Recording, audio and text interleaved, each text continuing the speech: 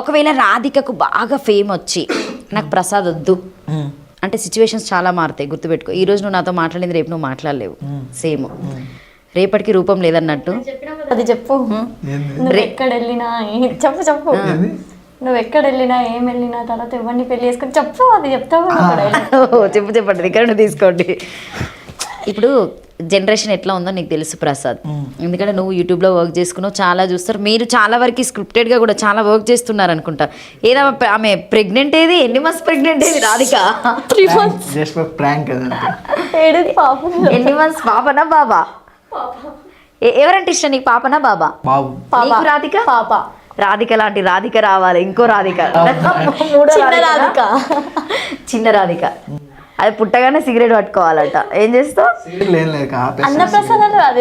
Cigarette పెడుతుంది నాకు తెలుసు. సిగరెట్ ఏం ఉండదు, బ్యాట్ బాల్ బ్యాట్ అంతే. ఒకవేళ ఆమె కోరిక ప్రకారంగా సిగరెట్ అంటే ఆమెకు ఒక మంచిది కాబట్టి ఖచ్చితంగా పెడితే ఏం చేస్తావు నువ్వు? అట్లే అంటావా? పెడతావా? పెట్టను. ఒకవేళ పెట్టినా కానీ ఆ బాబు అట్లా పోతా ఉండే కానీ ఇంకా సిగరెట్ చిన్నగా జరుపుతాయి.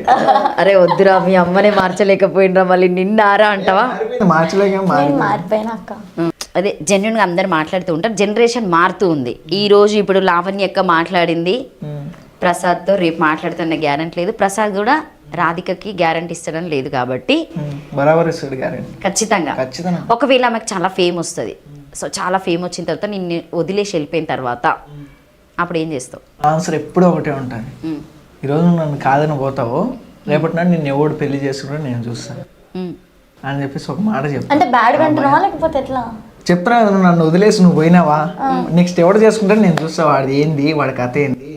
అంటే నన్ను చేసుకోలేనంత వాడనా లేకపోతే చేసుకోలేడు కూడా, నేను చేసుకోలేడు అంతే.